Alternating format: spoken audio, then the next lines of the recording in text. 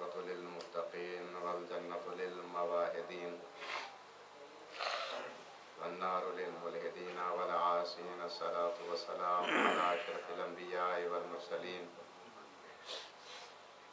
شفيع ذنوبنا وطبيب نفوسنا وحبيب قلوبنا مولانا ومولى الثقلين إمام القبلتين جد الحسن والحسين بالقاسم محمد.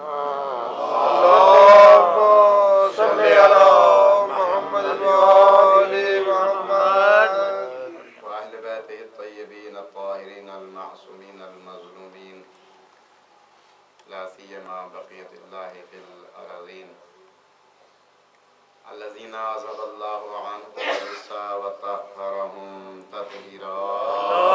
اللهم صل على محمد وآل محمد إلى أعدائهم واسب رقوقهم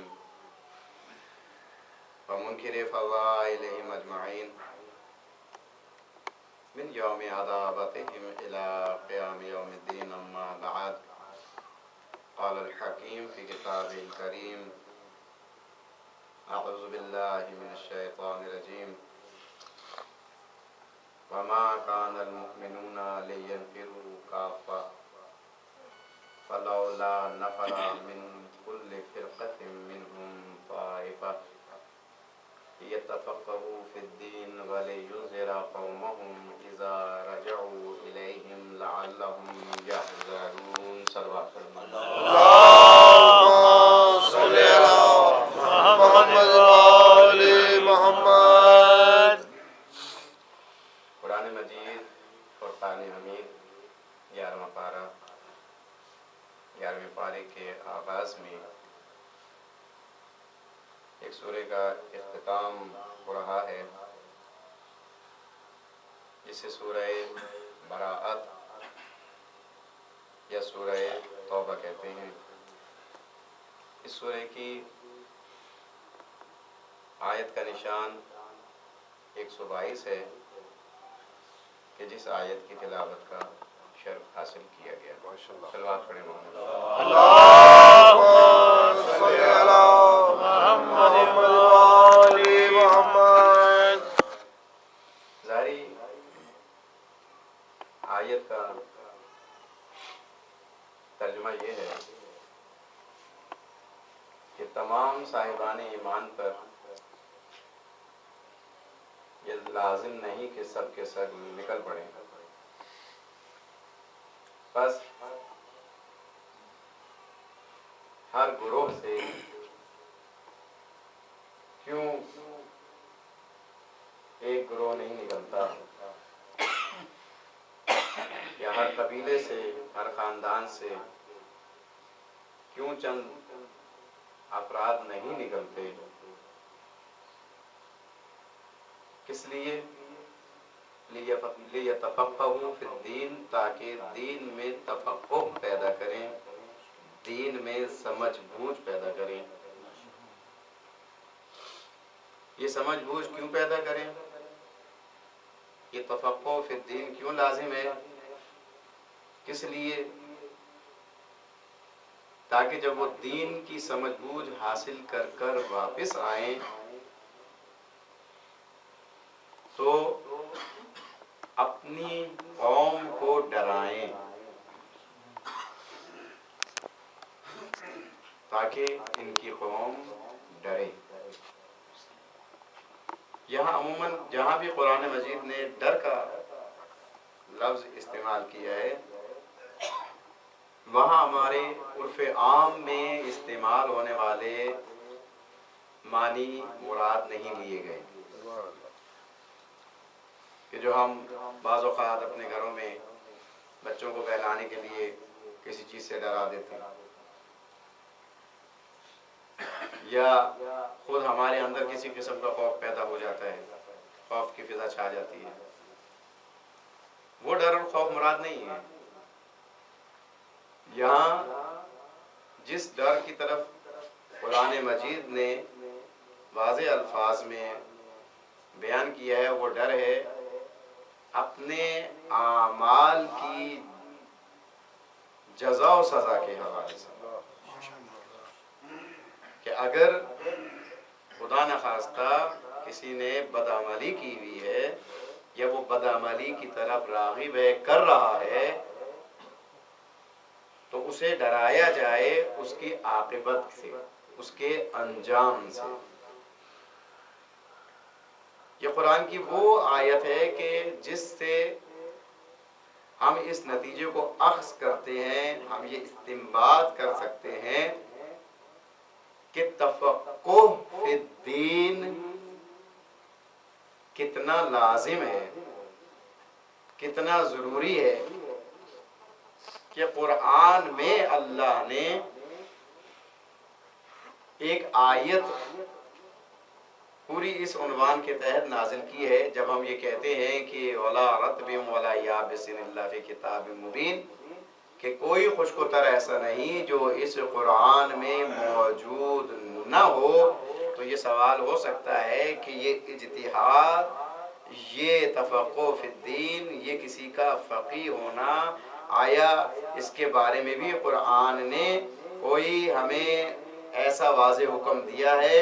تو 11ویں پارے کے آغاز میں سورہ براءت کے اختتام کے قریب آیت 122 میں واضح اعلان موجود ہے، اور اس اعلان کے ساتھ ہمیں یہ بھی پتہ چل رہا ہے کہ تفقہ فی الدین کتنا لازمی جزو ہے۔ صرف تفقہ فی الدین ہی لازم نہیں ہے، یہاں تو ہمیں اگر آیت کو ہم جز کر کے الگ الگ کر کے اگر اس کی تشریح و تفسیر کرنے کی کوشش کریں تو بہت سے مطالب ہمارے سامنے آ سکتے ہیں، لیکن ایک مطلب تو واضح ہمارے سامنے آ رہا ہے کہ جہاں یہ ارشاد ہو رہا ہے فَاللَّهُ لَا نَفَرَ مِن كُلِّ فِرْقَةٍ مِّنْهُمْ طَائِفَةٌ، ہر فرقے میں سے، فرقہ یہاں پر اس معنی میں نہیں، ہر گروہ میں سے، ہر قبیلے میں سے طائفہ یعنی کچھ لوگ کیوں نہیں نکلتے لِيَتَفَقَّهُ فِي الدِّينِ، تاکہ دین میں تفقہ پیدا کریں، غور و فکر پیدا کریں۔ تو صرف یہاں تک آیت نہیں رکی کہ جائیے اور جانے کے بعد دین میں غور و فکر کیجئے، دین کی تعلیم حاصل کیجئے اور واپس آ جائیے، نہیں، واپس آنے کے بعد سب سے اہم ترین جو مرحلہ ہے وہ یہ ہے کہ جب یہ قوم تفقہ فی الدین کے بعد واپس آئے تو جس قبیلے سے نکل کے گئی تھی، جس طائفے سے نکل کے گئی تھی، جس گروہ سے نکل کے یہ قوم گئی تھی، اس گروہ میں واپس آنے کے بعد انہیں ڈرائے۔ یعنی دوسرا فریضہ انذار کا ہے، ڈرانے کا ہے۔ کس بات سے ڈرائے؟ کہ دیکھو تم یہ بات صحیح کر رہے ہو، تم یہ بات غلط کر رہے ہو، یہ بات تمہیں اللہ کے قریب کر دے گی، یہ کام تمہیں اللہ سے دور کر دے گا، یہ کام تمہارا عاقبت بخیر کر دے گا، اور یہ تمہارا کام عاقبت کو بگاڑ دے گا۔ تفقہ فی الدین صرف لازم نہیں، اس کے بعد انذار، اس کے بعد قوم کو ڈرانا اس سے زیادہ اہم ہے۔ صلوات پڑھیں اللہم صلی علی محمد وآل محمد۔ اب یہ بات کس حد تک آگے چل سکتی ہے؟ اب یہ دیکھیے کہ تفقہ فی الدین اس مقام پر بھی اور بھی دو چار مقام پر میں نے ایک دین کے حوالے سے گفتگو کی تھی، اور وہ اس حوالے سے گفتگو کی تھی کہ ہماری آسانی کے لیے، ہم سمجھانے کے لیے ہمارے پاس دین کی اقسام جو پہنچائی گئیں وہ دو ہیں۔ دین لکھ کے اس کے نیچے آپ 2 لائن لگا لیں، ایک لائن کے نیچے لکھ دیں اصول دین، اور دوسری لائن کے نیچے لکھ دیں فرق دین۔ سبحان اللہ، ماشاءاللہ۔ یہ بہت ہی آسان طریقہ تھا ہمیں سمجھانے کا۔ دین ایک ہی ہے، اس کی 2 شاخیں بنا دی گئیں، ایک اصول قرار دی گئی، ایک فروع قرار دی گئی۔ بعض اوقات جب اس قسم کی گفتگو ہوتی ہے تو ذہن کہیں سے کہیں چلا جاتا ہے، بلکہ میں اگر یہ کہوں تو غلط نہ ہوگا کہ جسم حاضر ہوتا ہے اور ذہن غیر حاضر، کیونکہ فوراً ذہن میں یہ خیال آ جاتا ہے کہ لیجئے صاحب اب وہ دین کی باتیں شروع ہو جائیں گی، اور نماز پڑھو، روزہ رکھو، یہ کرو، وہ کرو، یہ نہیں کرو۔ تو عزیزان محترم، یہی تو انذار ہے، یہی تو ڈرانا ہے، یہ قرآن مجید فرقان حمید جسے پروردگار عالم نے ضابطۂ انسانیت بنا کے بھیجا، انسان کے لیے انسانیت کا ضابطۂ حیات بنا کر کے بھیجا، تو جب اس کتاب کو پروردگار عالم نے ہم تک پہنچایا ہے اپنے رسول کے ذریعے، تو اس کے آغاز میں ہی ایک چھوٹی سی آیت کے ذریعے، آیت تو لمبی ہے لیکن اس کے درمیان ایک چھوٹے سے جملے کے ذریعے ہمیں یہ بتا دیا کہ دیکھو اس کتاب کو تم نے کیسے ماننا ہے، پہلے یہ دیکھ لو کہ یہ کتاب بھیجی کس نے ہے، کس کے ذریعے پہنچائی گئی ہے، اس کے باوجود ایک لفظ موجود ہے لا ریب فی، اس پہ کسی قسم کا کوئی شک نہیں ہے، لا ریب فی یعنی ہر قسم کے شکوک و شبہات سے مبرہ و منزہ پاک و پاکیزہ ہے یہ کتاب، اس میں کوئی کسی قسم کا شک نہیں ہے، یعنی یہ لفظ قرآن کا خود ایک بہت بڑا چیلنج ہے ہر مؤرخ کے لیے، ہر لکھنے والے کے لیے، اور صرف لکھنے والا نہیں، ہر موضوع پر لکھنے والے کے لیے، کہ کسی بھی موضوع کا کوئی بھی لکھنے والا ہو وہ یہ کبھی اپنی کتاب میں لکھنے کی جرت نہیں کرتا کہ وہ یہ لکھ دے کہ میری کتاب میں کسی قسم کا شک نہیں ہے۔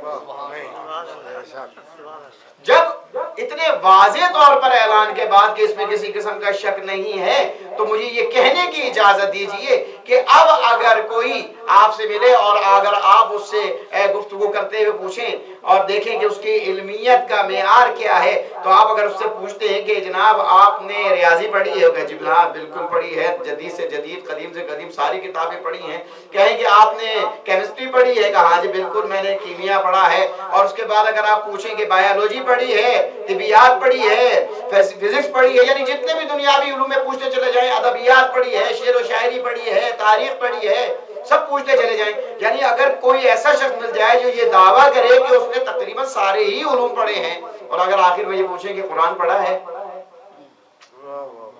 اور وہ اس مقام پر رک کر یہ کہے کہ نہیں ابھی تک قرآن نہیں پڑھا، تو آپ کو یہ حق ہے کہ آپ کہیں کہ پھر تم نے ابھی تک کچھ نہیں پڑھا۔ یہ جتنی کتابیں تم نے پڑھی، یہ جتنے علوم تم نے حاصل کیے، یہ سب ایک دنیا کے لیے تھے، یہ تو تم نے حاصل کر لیے، لیکن جو تمہاری عاقبت کے لیے، تمہاری آخرت کے لیے علم تھا، اگر تم نے وہی حاصل نہیں کیا، وہی نہیں پڑھا، تو پھر تم نے کچھ نہیں پڑھا۔ اس لیے کہ جب قبر میں اتارے جاؤ گے، وہاں پر کسی کیمیا گری کا سوال نہیں ہوگا، وہاں پر کسی بایولوجی کا سوال نہیں ہوگا، وہاں کسی ریاضی کا سوال نہیں ہوگا، وہاں پر کسی سائنسدان کے سائنس کے علوم کا سوال نہیں ہوگا، وہاں جن باتوں کا سوال ہوگا تم نے ان کا جواب اس دنیا میں حاصل کیا، تو وہ تمہیں دنیاوی کتاب نہیں دے سکتی، وہ اسی کی کتاب دے سکتی ہے جس نے وہ سوال مقرر کیے ہیں۔ سب بات پڑھیں اللہم صلی علی محمد محمد۔ تو یہ وہ قرآن مجید کی آیت ہے جو ہمیں بتاتی ہے، اس سے مراد یہ نہیں ہے کہ علم کو حاصل کرنے سے کوئی روک دیا گیا ہے،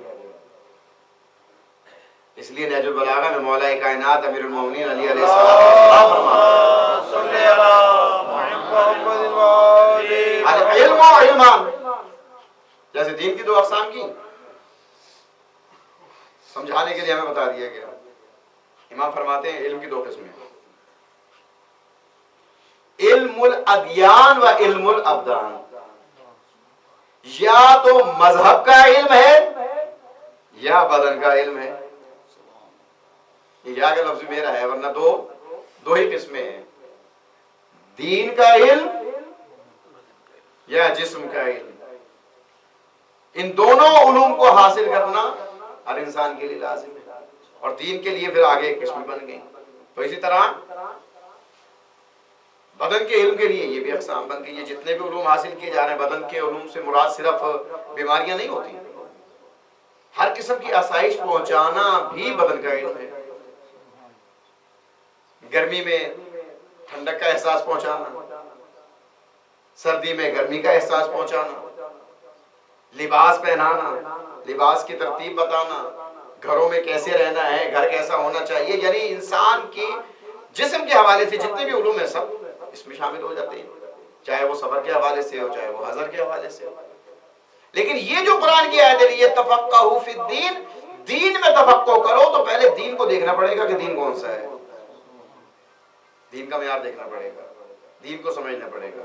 تو اس کے لیے تو آسان لفظوں میں یہ کہہ دیا جائے کہ ماشاءاللہ یہاں پر ہم جتنے بھی ہیں سب جانتے ہیں کہ ہمارا تعلق کس دین سے ہے. کیونکہ ادیان تو بہت سے ہو سکتے ہیں نا، ان تمام ادیان کے مقابلے میں پروردگار نے کہا، ارشاد فرمایا قرآن میں، ان الدین عند اللہ الاسلام، کے دین تو اللہ کے نزدیک صرف اور صرف اسلام ہے. تو الحمدللہ سب مسلمان ہیں، اور جب سب مسلمان ہیں تو ظاہر ہے کہ ہر کوئی کسی نہ کسی گروہ اور قبیلے سے تعلق رکھتا ہے، کسی نہ کسی خاندان سے تعلق رکھتا ہے. جب تعلق رکھتا ہے تو ہر خاندان کے فرد پر، سب پر نہ بھی صحیح تو ہر خاندان کے فرد پر لازم ہے کہ وہ تفقہ فی الدین کرے، دین کا علم حاصل کرے، تاکہ اپنے خاندان والوں کو، اپنے کنبے والوں کو ڈرائے. یا خاندان والوں کے لیے لازم ہو جائے گا، ہر قبیلے کے لیے لازم ہو جائے گا. اگر گھر میں 2 افراد ہیں تو 1 پہ لازم ہو جائے گا. اس لیے ہمارے علماء نے جب دنیاوی علوم کے حوالے سے بات کی، کہا کہ ایک علاقہ ہے جہاں پر بہت زیادہ بیماری پھیلتی ہے، بہت آدمی مرتے ہیں، ڈاکٹر اس علاقے میں ہے نہیں، حکیم اس علاقے میں بہت دور جانا پڑتا ہے. تو مجتہد فتویٰ جاری کر سکتا ہے کہ اس علاقے کے افراد پر لازم ہے کہ وہ طب کا علم حاصل کریں. اسی طریقے سے اور بھی بہت سے علوم ہیں جس کے بارے میں مجتہد یہ کہہ سکتا ہے لازم ہے کہ طب کا علم حاصل کریں. چند افراد اگر ڈاکٹر بن جائیں پورے علاقے کے لیے کافی ہے، چند افراد انجینئر بن جائیں پورے علاقے کے لیے کافی ہے، چند افراد اگر کسی اور فیلڈ میں، زراعت میں بے شک دسترس حاصل کر لیں سارے لوگوں کے لیے کافی ہے. اسی طریقے سے چند افراد اگر کسی علاقے کے علم دین حاصل کر لیں تو اس پورے علاقے کے لیے کافی ہے. لیکن سوال یہ ہے کہ انذار فی الدین بھی ہونا چاہیے، دین کے بارے میں ڈرایا بھی جائے. یہ نہیں کہ میں اگر سیکھ کے آ گیا ہوں تو الحمدللہ میں بہت بڑا علامہ بن گیا ہوں، بہت بڑا میں نے امامہ پہن لیا، اب اگر میں ممبر سے ایسی باتیں کروں گا تو لوگوں کا سوال یہ ہوگا کہ یہ درس دے رہا تھا یا مجلس پڑھ رہا تھا. میں یہ نہ سوچوں کہ میرے بارے میں لوگ کیا کہیں گے، میں اس بات کا خیال رکھوں کہ جس کا علم میں نے حاصل کیا ہے وہ میرے بارے میں کیا کہے. صلوات پڑھیں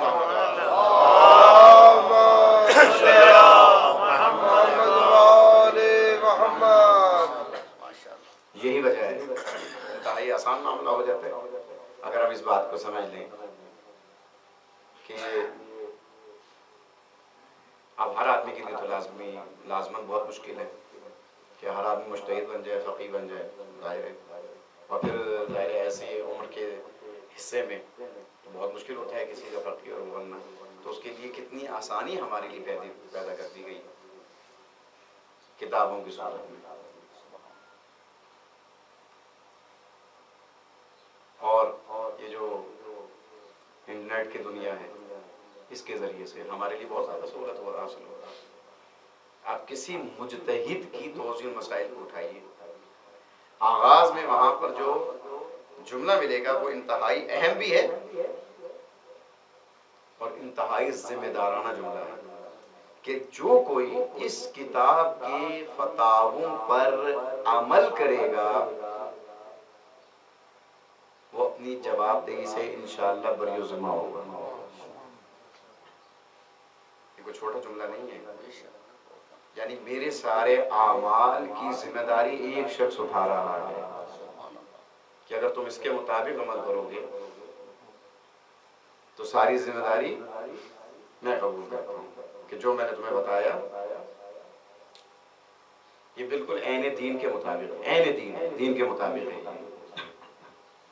اور وہ ہمیں توضیح مسائل دے دی گئی اور اس میں ہمیں اتنی آسانی پیدا کر دی گئی کہ اب آپ کو اگر تفقہ فی الدین کے لیے بہت زیادہ کتابوں کا پڑھنا، منطق پڑھنا، فلسفہ پڑھنا، معنی بیان پڑھنا اور نہ معلوم کون کون سی فقہی اصطلاحوں کی کتابیں پڑھنا، اس کے لیے تمہیں ضرورت نہیں ہے. تم صرف اتنی سی توضیح المسائل پڑھ لو، صرف توضیح المسائل. تمہارے مسائل کا حل اسی کتاب میں موجود ہے. قرآن کی تلاوت، قرآن کو ترجمے سے سمجھو اور فقہی طور پر ان کتابوں کو پڑھو. لیکن عجیب بات ہے کہ ہم اتنا آسان کام بھی نہیں کر سکتے کہ توضیح المسائل یہ گھر میں رکھی تحفۃ العوام کا ہی مطالعہ کر رہے ہیں. اور جب ہم یہی نہیں کر سکتے تو انذار فی الدین کہاں سے کریں گے؟ ہر عاقل اور بالغ پر، ہر عاقل اور بالغ پر لازم ہے کہ اسے معلوم ہونا چاہیے، چاہے وہ مرد ہے یا زن ہے، اسے معلوم ہونا چاہیے کہ فقہ جعفریہ میں ایک بالغ مرد اور ایک بالغ عورت کی کیا ذمہ داریاں ہیں شرعی طور پر. اگر اس نے وہ ذمہ داریاں پوری نہیں کی اور اسے اگر یہ بات معلوم نہ ہوئی کہ بالغ ہونے کے بعد اس کی شرعی ذمہ داریاں کیا ہیں، تو وہ صرف اور صرف گناہگار ہی نہیں ٹھہرے گا بلکہ عذاب الہی کا بھی مستحق بن جائے گا.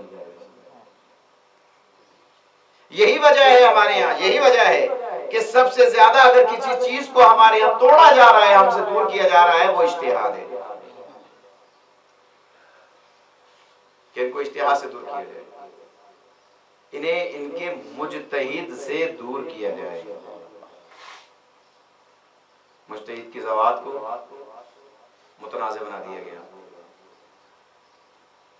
وہ لوگ کہ جو خود مجتہد کی تقلید کو نہ معلوم کیا کیا کہتے ہیں، مجھے ان سے بحث نہیں ہے، لیکن ان کے مقابلے میں خود کتابیں لے کر کے آ جاتے ہیں. تو اب میں آپ سے ایک سوال رکھتا ہوں اور آپ ہی سے جواب کا خواہاں ہوں کہ مجھے اگر یہ کہا جائے کہ جناب ہمیں کسی تقلید کی ضرورت نہیں ہے، اور میں اگر اس شخص کی اس بات کو مان لوں کہ جو یہ کہہ رہا ہے کہ ہمیں کسی تقلید کی ضرورت نہیں ہے، تو لا محالہ اس کی تقلید تو میں کر رہا ہوں. وہ جو مجھے یہ بتانا چاہ رہا ہے، جو مجھے یہ باور کرانا چاہ رہا ہے، یقین دلانا چاہ رہا ہے کہ جناب آپ کو تقلید کی ضرورت نہیں ہے، اور میں نے اس کی بات مان بھی لی، تو تقلید تو ہو گئی. عزیزان محترم، ہم اٹھتے بیٹھتے چلتے پھرتے ایک گھر کے اندر، یعنی ایک بچے سے لے کے بوڑھا تک ایسا نہیں ہے کہ جو اس تقلید کے دائرے سے باہر ہو. بچہ ہے باپ کی تقلید کرتا ہے، بیٹی ہے ماں کی تقلید کرتی ہے، کوئی جوان ہے وہ اپنے بزرگوں کی تقلید کرتا ہے، بزرگ ہے وہ اپنے بزرگوں کی کسی تقلید پہ چل رہے ہوتے ہیں. عزیزان محترم، صرف انشاءاللہ اسی آیت کے ذیل میں گفتگو ہوگی. آج صرف اتنا میں بتاتا چاہوں کہ جب ہم سے یہ کہا گیا لیتفقہوا فی الدین کہ دین میں غور و فکر کرو، تو دین کی دو شاخیں ہمیں بتائی گئی، ایک اصول دین اور ایک فروع دین. تقلید کس میں لازم ہے کہ ہمیں مجتہدین نے بتایا. اور بالکل آغاز میں توضیح المسائل کے آغاز میں دوسرا یا تیسرا ہی مسئلہ آپ کو مل جائے گا کہ جو اصول دین ہے، توحید ہے، عدل ہے، نبوت ہے، امامت و قیامت ہے، اس میں آپ کی تقلید کی ضرورت نہیں ہے. آپ کو اس میں آپ اپنے عقل و شعور و فکر کے ذریعے سے اس بات پر ایمان لے کر کے آئیں کہ اللہ واحد ہے، اللہ احد ہے، یعنی اس کی توحید کا اقرار، اس کی معرفت. یہ محتاج تقلید نہیں ہے، یہ انسان کو اپنے عقل و شعور سے اور پھر اس کے عادل ہونا اور پھر اس کی طرف سے انبیاء کی ضرورت اور اختتام انبیاء پر ختم نبوت کے بعد ہدایت کے لیے امامت کی ضرورت، اور پھر ان تمام معاملات کو جس میدان میں پیش کیا جائے گا اس قیامت کی ضرورت. اس پر ایمان ہر انسان کی فطرت اس بات کا تقاضا کرتی ہے کہ وہ اس پر ایمان لائے کہ کوئی ہے جس نے اس کائنات کو خلق کیا. توحید ایک بہت بڑا چیپٹر ہے، ایک بہت بڑا سبجیکٹ ہے، بہت بڑا موضوع ہے توحید. ہاں اگر یہ کہا جائے کہ جناب آپ نے کہا کہ اصول دین میں تقلید نہیں ہے، تو صرف ایک صورت بچتی ہے، وہ یہ کہ اگر کسی سے آپ کا کوئی مسابقہ ہو رہا ہے، کوئی گفتگو ہو رہی ہے، تو اس میں صرف یہ دیکھنا ہوگا کہ جو بات کر رہا ہے وہ دلیل کیا دے رہا ہے، وہ دلیل کیا دے رہا ہے. تو اگر کسی کی بات بھی مانی جائے گی اس میں تو بالدلیل مانی جائے گی، بلا دلیل نہیں مانی جائے گی. لیکن فروعات دین وہ ہیں کہ جس میں عمل کرنے، فروعات دین توحید، عدل، نبوت، امامت، قیامت، امر بالمعروف، نہی عن المنکر، تولا و تبرع، اور یہ ساری چیزیں اور بھی بہت سے فروعات میں شامل ہیں. تو یہ سارے فروعات دین پر عمل کرنا کسی مجتہد کے بتائے ہوئے باتوں پر، یہاں پر ہم یہ تقاضا نہیں کر سکتے کہ آپ نے جو یہ کہا کہ یہ عمل ایسے کرنا، اس کی دلیل کیا ہے. اگر یہ کہا جائے کہ اصول دین میں اگر تقلید ہے تو بالدلیل ہے، اور اگر فروع دین میں ہے تو بلا دلیل ہے. اس میں کوئی دلیل نہیں ہوگی، کیونکہ بچہ کبھی باپ سے ہی نہیں کہتا کہ میں ایسا کیوں کروں، کیونکہ وہ سیکھنے کی منزل پر ہے. اس لیے لہٰذا ہم نے صرف اتنا، ہاں اگر یہ کیوں کا سوال ہے تو پھر وہ تو مجتہد بن جائے آدمی، دروازہ تو بند نہیں ہے. اسی دین کے لیے، اور یہ تفقہ فی الدین آج انشاءاللہ موقع ملا تو انشاءاللہ بعد کی مجالس میں، کیونکہ موسم بھی انشاءاللہ کافی بہتر ہو چکا ہوگا، مارچ کے مہینے میں جب یہ مجلس آئے گی تو انشاءاللہ گفتگو کی جائے گی اس حوالے سے کہ یہ تقلید کوئی آج کے دن کی ایجاد نہیں ہے. یہ تقلید پردہ غیبت امام کے بعد کی صرف ایجاد نہیں ہے. یہ تفقہ فی الدین صرف آج کے دن میں ضروری نہیں ہے، بلکہ خود معصومین علیہم الصلاۃ والسلام کی زندگی میں اور آپ کی حیات طیبہ میں آپ جس بھی مقام پر رہے، چاہے آپ بغداد میں رہے، چاہے آپ سامرہ میں رہے، چاہے آپ خراسان میں رہے، چاہے آپ مدینہ میں رہے، اس ظاہری دنیا کے اندر کہیں بھی کسی مقام پر بھی امام رہا، ان کے نمائندے ہر علاقے میں رہے. اور ایسی ایسی روایات موجود ہیں کہ اگر کسی نے مسئلے کو پوچھنے کے لیے امام کی طرف رجوع کیا اور خود کو سختیوں میں ڈالا، پریشانیوں میں ڈالا، خطرات میں ڈالا، اور وہ امام تک پہنچا تو امام نے اس کے وہاں تک پہنچنے پر کوئی مسرت کا اظہار نہیں کیا، بلکہ اس سے کہا کہ تم نے اپنے آپ کو ان سختیوں میں کیوں ڈالا جب ہم نے اپنا نمائندہ بنا کے تمہارے علاقے میں فلانے کو مقرر کیا ہے. اور یہاں تک بھی ہمیں سختیوں میں نہیں دیکھنا چاہتے. ہاں یہ الگ بات ہے کہ کوئی خود زیارت امام کو مشتاق ہو، اس میں کوئی کلام نہیں. تو اس دور میں بھی اس چیز کی ضرورت موجود تھی، اور آج کے دور میں تو اس میں کہیں زیادہ ضرورت موجود ہے، جب ہر میدان میں متخصص پائے جاتے ہیں، اسپیشلسٹ پائے جاتے ہیں، تو اسی طریقے سے دین کے معاملات میں بھی موجود ہیں. وہ ہمیں بتائیں گے کہ ہمارے لیے کیا صحیح ہے کیا غلط ہے. اور اگر نہیں ماننا تو ایک طبقہ تو ہے، وہ تو ہر دور میں رہا ہے، نہیں ماننا تو پھر خود مجتہد بن جائیں، خود مان. اگر وہ نہیں مان رہے تو پھر ان کی بات کا ماننا پھر بھی وہ تقلید ہو جائے گا. ایک بڑے عالم دین، بس ختم کروں آپ کی زحمت کو، ایک بڑے عالم دین نے بڑی زبردست بات کہی کہ مجتہد کی مخالفت، تقلید کی مخالفت، یا جیسے ہمارے یہاں کچھ مسائل چل رہے ہیں، میں یہاں بیان نہیں کرنا چاہتا، آپ بھی مجھ سے بہتر جانتے ہیں، اشارہ ہی کافی ہے کہ جناب کسی نے کہا کہ جناب دیکھیے یہ فلانی کتاب میں لکھا ہے، یہ فلانی کتاب میں لکھا ہے، یہ فلانی کتاب میں لکھا ہے، ہم کیوں نہ پڑھیں. تو وہ مسکرائے، اور مسکرانے کے بعد انہوں نے ایک جملہ کہا منبر سے کہ یہ جتنی بھی کتابیں پیش کی جاتی ہیں، فلانی کتاب میں ہے، فلانی کتاب میں ہے، فلانی کتاب میں ہے، گویا وہ یہ سمجھ رہے ہیں کہ یہ ساری کتابیں مجتہد نے تو پڑھی ہی نہیں، وہ ان کتابوں کے بغیر ہی مجتہد بن گئے. اور اگر یہ سب کتابیں اس نے پڑھی ہیں تو پھر وہ بہتر جانتا ہے کہ یہ قابل عمل ہے یا نہیں ہے. صلوات پڑھیں محمد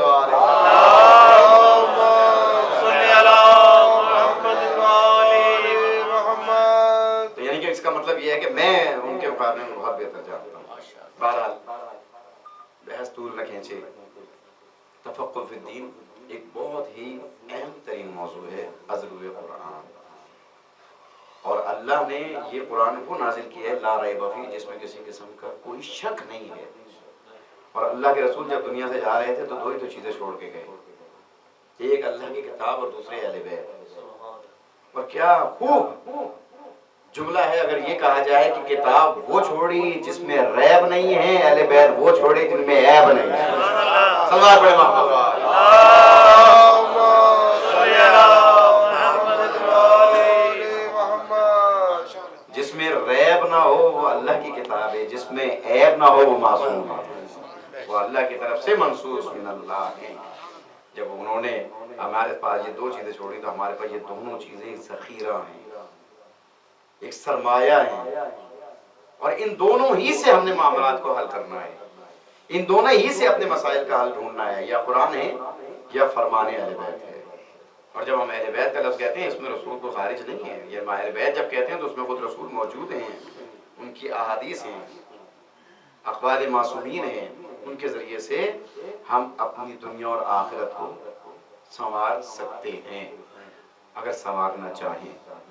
فضان محترم، آخر میں پھر میں شروع کروں کی گزارش دوبارہ کر دوں کہ ہر عاقل البالغ پر یہ واجب ہے کہ بلوغت کے میدان میں قدم رکھتے ہوئے اسے معلوم ہونا چاہیے کہ اب مجھ پر کیا واجب ہے، کیا حرام ہے، کیا مکروہ ہے، کیا مباح ہے۔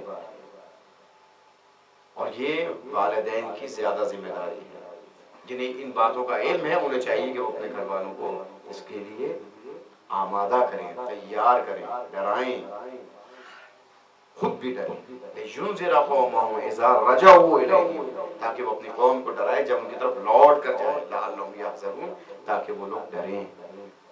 اللہ اپنے بندے کی، ایک مسلمان کی، ایک کلمہ گو کی عاقبت کو بخیر دیکھنا چاہتا ہے، اور اس کے لیے آپ دیکھ لیجئے رحمت حق بہانہ میں جو ہے کہ اللہ کی رحمت تو صرف بہانے تلاش کرتی ہے اپنی مخلوق تک پہنچانے کے لیے، یہ بھی ہمارے لیے ایک بہانہ ہے۔ اور آپ دیکھ لیجئے اس دین پر کتنی قربانی لگی۔ مجھے صاحب خانہ نے کہا تھا فون پہ کہ چونکہ پچھلے مہینہ جو گزرا، آج چونکہ چاند کی پہلی تاریخ بھی ہو گئی، اور جب پہلی تاریخ کا لفظ ذہن میں آ گیا تو بتاتا چلوں کہ پہلی تاریخ کی ہمارے یہاں ایک نماز کا حکم ملتا ہے، مستحب نماز ہے، اول ہر اسلامی مہینے کی پہلی تاریخ کو اول ماہ کی نماز 2 رکعت نماز ہوتی ہے، جو غروب آفتاب سے پہلے آپ پڑھ سکتے ہیں، یعنی طلوع فجر سے لے کر کے غروب آفتاب تک کسی وقت بھی آپ پڑھ سکتے ہیں 2 رکعت نماز اول ماہ قربتاً الی اللہ۔ پہلی رکعت میں سورہ الحمد کے بعد 30 مرتبہ سورہ اخلاص، سورہ قدر، پہلی رکعت میں سورہ قدر ہے تو سورہ اخلاص، ٹھیک ہے، سورہ اخلاص، اور دوسری رکعت میں سورہ قدر، دوسری رکعت میں سورہ قدر، کیونکہ ہمارے عموماً طور پر جو ہے نا سورہ قدر پہلے پڑھ جاتی ہے تو زبان پر بھی وہی چڑھا ہوا ہوتا ہے، تو پہلی رکعت میں سورہ اخلاص ہے، دوسری رکعت میں سورہ قدر ہے، اس کے بعد مفادی میں یا تحفۃ العوام میں ایک چھوٹی سی دعا آپ کو مل جائے گی، ما من دابۃ فی الارض الا علی اللہ رزقها، یہاں سے شروع ہوتی ہے، وہ آپ اس کو ختم کیجئے، چھوٹی سی دعا ہے، اور اس کے بعد اپنا اور اپنے اہل و عیال کا حسب توفیق صدقہ نکالیے، انشاءاللہ پورا مہینہ اللہ تعالیٰ کی امان میں رہیں گے۔ صلوات پڑھیں گے۔ اللهم صل على محمد وآل دوسرا حکم میرے محمد۔ لیے یہ تھا کہ چونکہ پچھلا مہینہ جو گزرا اس میں اس کی آخری تاریخوں میں بروایت محسن رسالت حضرت ابو طالب اللهم صل على محمد وآل محمد۔ کی وفات کا دن گزرا ہے، تو اس حوالے سے بھی کچھ گفتگو کرنے کے لیے کہا گیا تھا، تو 2-4 منٹ آپ کو اس حوالے سے میں زحمت دینا چاہوں گا کہ اب وہ وقت نہیں رہا کہ ہم ممبروں سے ابھی بھی ہم یہی بیان کرتے رہے ہیں کہ وہ مسلمان تھے یا نہیں تھے،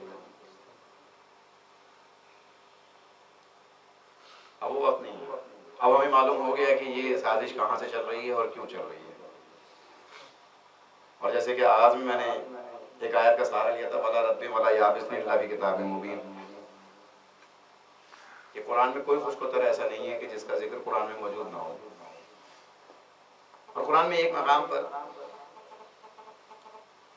سورہ مزمل میں ارشاد ہے کہ ہم نے تم تک ایک رسول بھیجا، اِنَّا أَرْسَلْنَا إِلَيْكُمْ رَسُولًا شَاهِدًا عَلَيْكُمْ كَمَا أَرْسَلْنَا إِلَىٰ فِرْعَوْنَ رَسُولًا، حضرت موسیٰ علیہ السلام کے دور کے حوالے سے بات ہو رہی ہے کہ حضرت موسیٰ علیہ السلام کو فرعون کی طرف جیسا رسول بنا کے بھیجا تھا، ہم نے ویسا ہی رسول تمہاری طرف بھیجا. تو جس بھی تاریخ دان کی اگر حضرت موسیٰ علیہ السلام کی زندگی پر گہری نظر ہے، ان کے سارے حالات و واقعات پر، ان کے اولاد کے حوالے سے، ان کے خاندان کے حوالے سے، ان کے وسیع کے حوالے سے، اور اگر کہیں سے تاریخ اسلام مل جائے اور آپ اس کو مطالعہ کیجئے تو وہی کچھ کما ارسلنا، جیسا کہ ہم نے وہاں بھیجا تھا ویسے ہی ہم نے یہاں بھیجا ہے. تو جو نسبتیں وہاں ہوں گی وہی یہاں ہوں گی.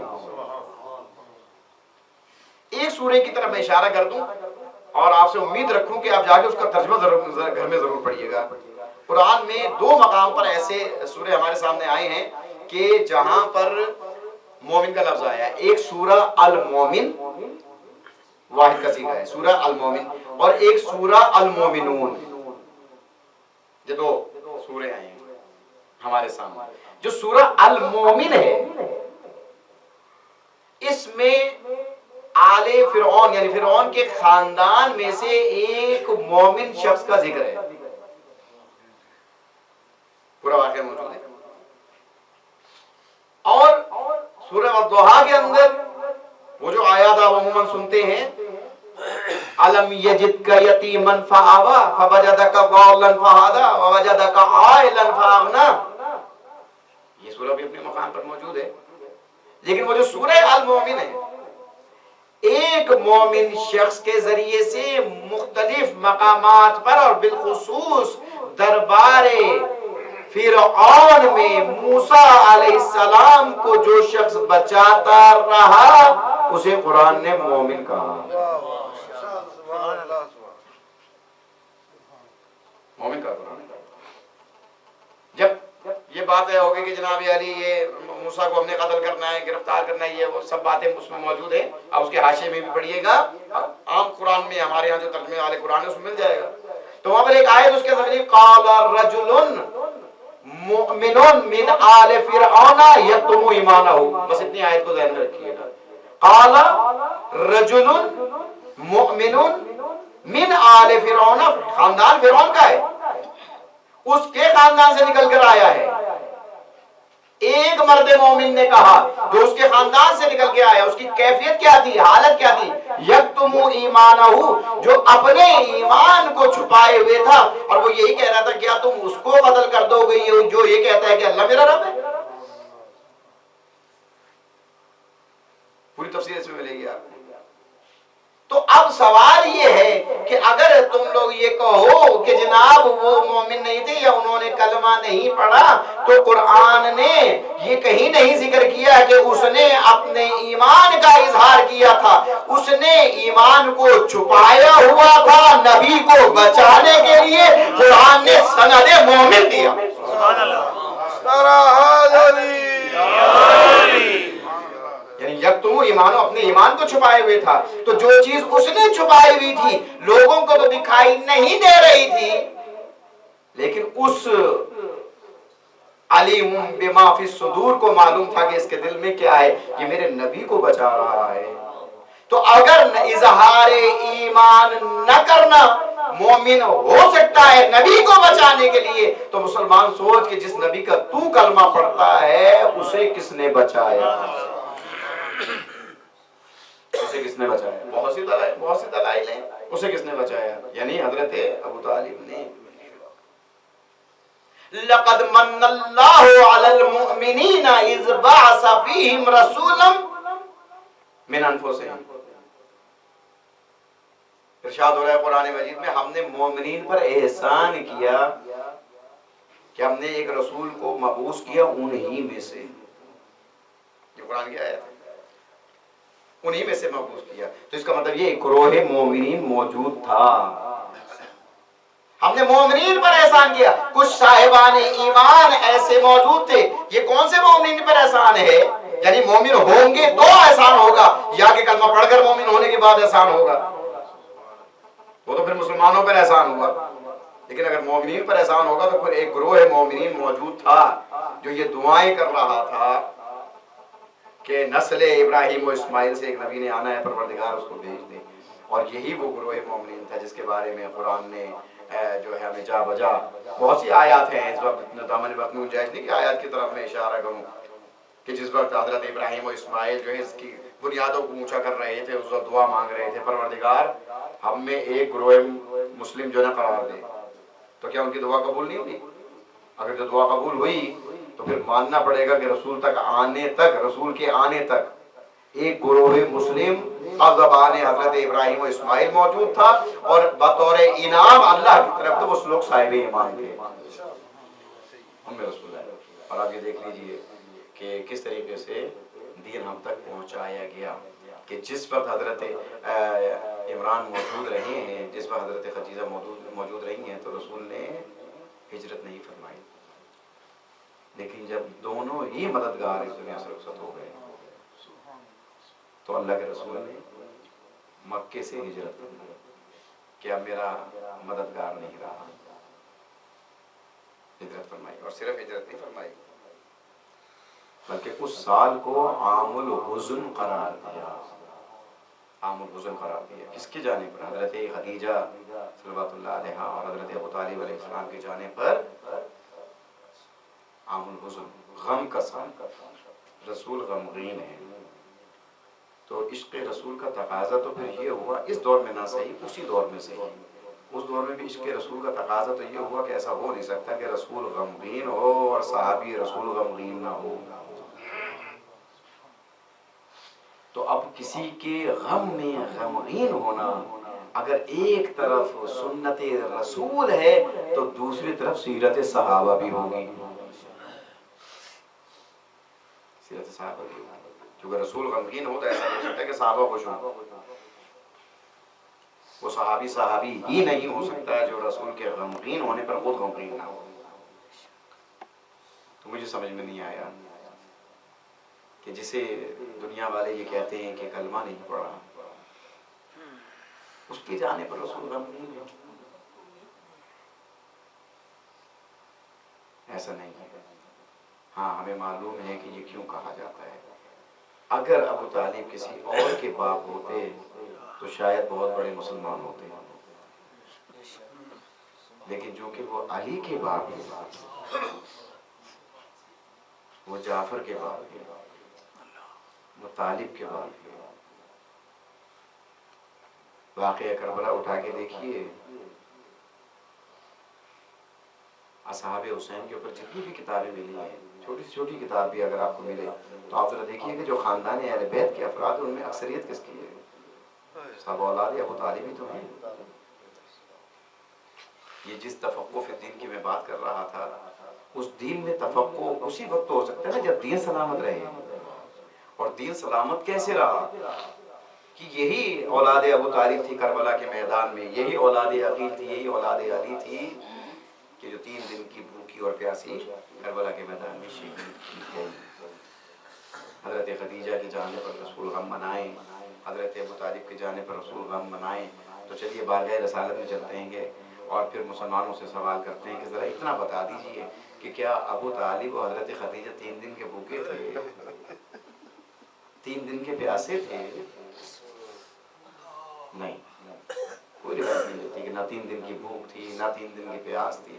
تو پھر رسول نے اتنا غم کیوں منایا؟ رسول جانتے ہیں کہ ان کا مقام کیا تھا، ان کی منزلت کیا تھی.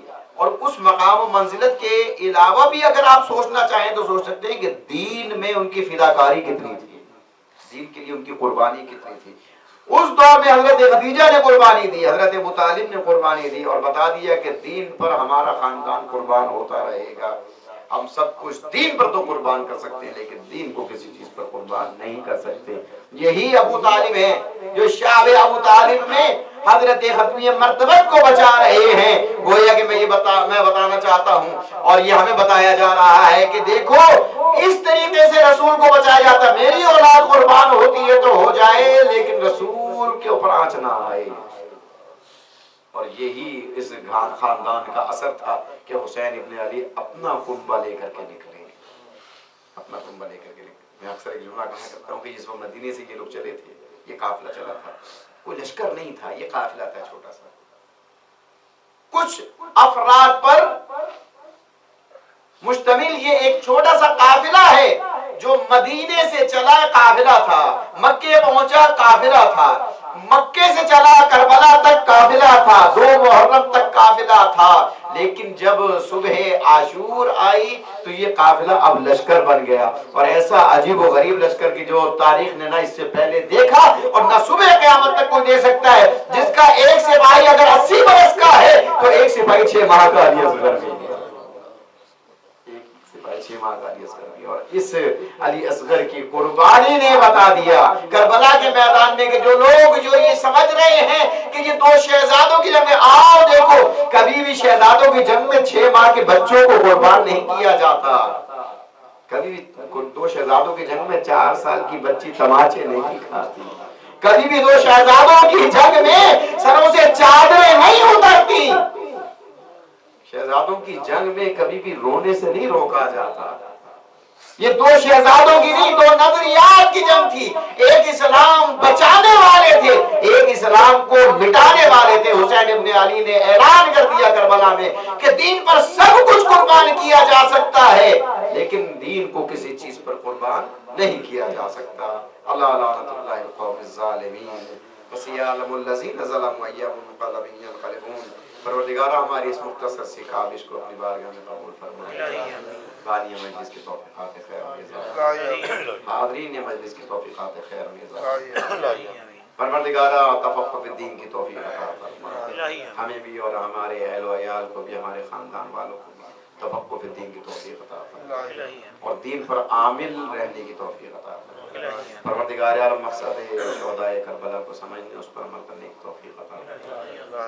میرے مالک باپ کے محمد و آل محمد بیماروں کو شفا کاملہ عطا، بے روزگار کو روزگار عطا، مقروض کا غزہ شدا، کہ اولادوں کو اولاد نرینہ و صالحہ عطا فرما، ہمارے بھی جرم اسیروں کو رہا فرما، ان کی رہائی کی راہ میں جو رکاوٹیں ان کو دور فرما، ہمارے علماء خطباء ذاکرین سوسخان ماتمی حضرات مومنین مومنات عزادار جہاں بھی انہیں پناہ امام زمان میں قرار دے۔